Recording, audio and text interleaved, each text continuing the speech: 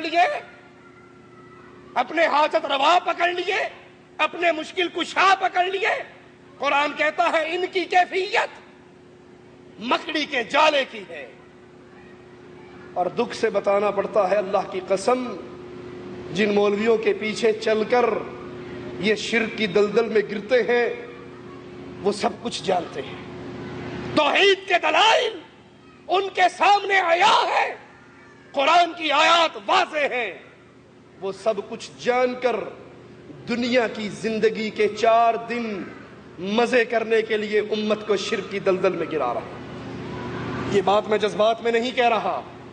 محمد میاں کھچوچوی انڈیا کا بہت بڑا مولوی ہے، لندن کے اندر ایک تقریر کرتا ہے، اس کانفرنس کا نام غوث اعظم کانفرنس ہے، اور اس کانفرنس میں بیٹھتے ہی وہ کہتا ہے کانفرنس کا نام کیا ہے؟ تو وہ جواب میں کہتے ہیں کہ جناب اس کانفرنس کا نام ہے غوث اعظم کانفرنس۔ کہتا ہے تم جانتے ہو غوث اعظم کا مطلب کیا ہے؟ غوث کا مطلب آسان میں یہ کروں، یہ میں اس کے الفاظ دہرا رہا ہوں، آسان مطلب فریاد رس ہے، غوث فریاد رس، غوث اعظم سب سے بڑا فریاد رس کا۔ سب سے بڑا فریاد رس کون ہے؟ اللہ۔ جب سب سے بڑا فریاد رس اللہ ہے تو تمہیں کس نے حق دے دیا کہ تم ایک آدمی کو غوث اعظم کہو؟ ما لکم من دون اللہ من ولی ولا نصیر، اللہ کے علاوہ کوئی مددگار نہیں ہے۔ اس آیت سے ثابت ہوا اللہ کے علاوہ کوئی غوث اعظم نہیں ہے۔ اب تم نے غیر اللہ کو غوث اعظم کہا، تم شرک میں چلے گئے، تم مشرک ہو گئے۔ جو اللہ کے علاوہ کسی کو غوث اعظم کہے وہ مشرک۔ قرآن کی آیت پڑھی، کھچوچوی صاحب نے قرآن کی آیت پڑھی اور پڑھ کے کہا اس آیت کی روشنی میں جو اللہ کے علاوہ کسی کو غوث اعظم کہے وہ مشرک ہے، اللہ کے علاوہ کسی کو فریاد رس کہے مشرک ہے، غریب نواز کہے مشرک ہے، بندہ نواز کہے مشرک ہے۔ وہ پورا مجمع بریلویوں کا حیران ہونے لگ گیا کہ یہ ہمارا مولوی اس لائن پہ کیسے چل پڑا۔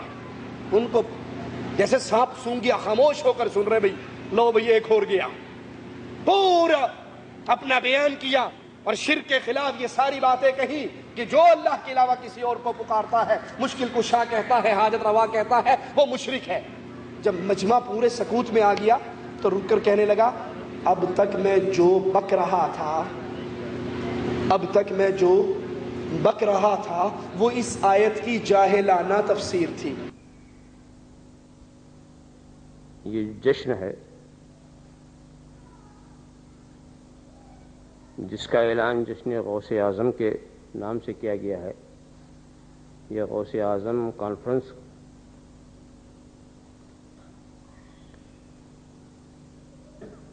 پتہ نہیں اعلان کرنے والوں نے سمجھ کے اعلان کیا یا بے سمجھے کر دیا۔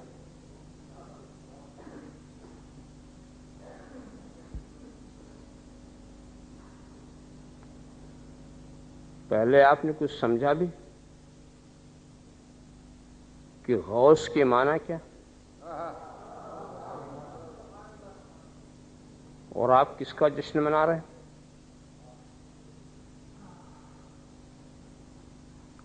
بہت ہی سامنے کا ترجمہ عرض کروں جو سب کی سمجھ میں آئے، فریاد رس۔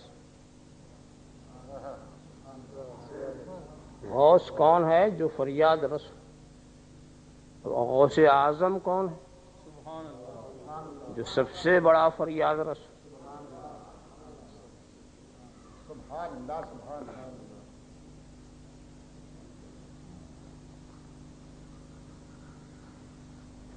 کس ذات کو آپ نے یہ نام دیا؟ سب سے بڑا فریاد رس کون ہے؟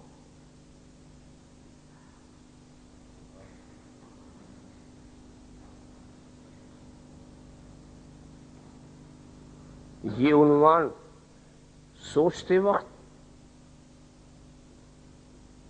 کیا قرآن کریم کی یہ آیت آپ کے سامنے نہیں آئی؟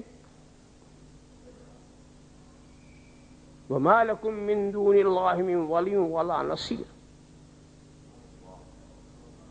تمہارے لیے اللہ کے سوا نہ کوئی مددگار ہے نہ کوئی ولی۔ یہ محکم ہے، اس میں کوئی اشتباہ نہیں۔ تو جب خدا کے سوا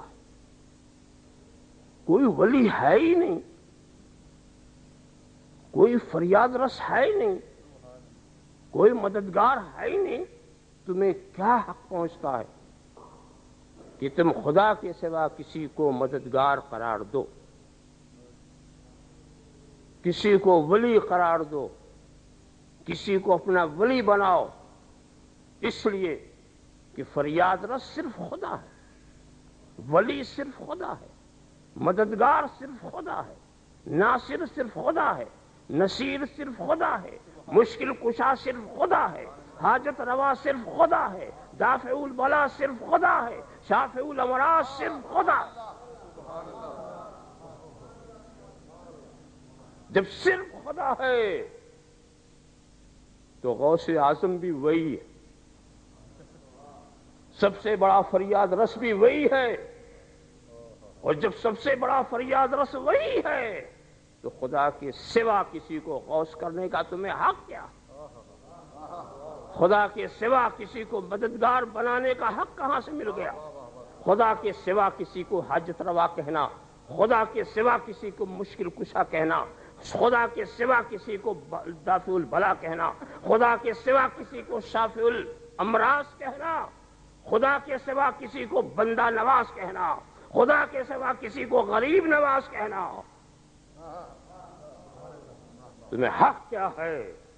جب صاف آیت کہہ رہی ہے ما لکم من دون اللہ من ولی ولا نصیر، کوئی نہیں ہے اللہ کے سوا تمہارا کوئی مددگار، تمہارا کوئی ولی، کوئی دوست، کوئی نصیر، کوئی ناصر، کوئی حاجت روا نہیں۔ اب اگر تم نے کسی کو خدا کے سوا حاجت روا بنایا تم مشرک ہو گئے۔ اب تم نے اگر کسی کو خدا کے سوا مشکل کشا کسی کو کہا تو تم مشرک ہو گئے۔ اب اگر تم نے کسی کو خدا کے سوا غوث یا غوث اعظم کہا تم مشرک ہو گئے۔ اب اگر تم نے کسی کو خدا کے سوا ولی دوست قرار دیا تم مشرک ہو گئے۔ اگر تم نے مالک و ناصر قرار دیا تم مشرک ہو گئے۔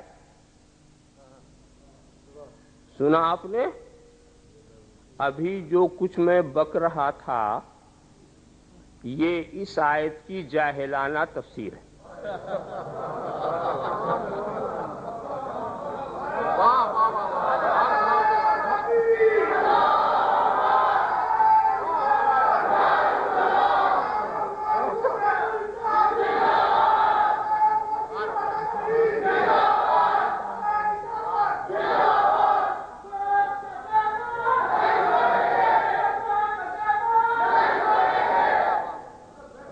لا حول ولا قوة الا باللہ۔ یہ ظالم قرآن کی آیات کو جانتے ہیں، توحید کے دلائل کو جانتے ہیں، حقیقت کو جانتے ہیں، لیکن پیٹ کے لیے، دنیا داری کے لیے، پیری مریدی کے لیے، دنیا کی 4 دن آرام اور آسائش سے گزارنے کے لیے اس جہنم کی آگ کو پتہ نہیں کیسے برداشت کریں گے۔ ان کی کیفیت، ان کی مثال اللہ کہتا ہے مکڑی کی طرح ہے۔ اتخذت بیٹھا، مکڑی بھی تو گھر بناتی ہے،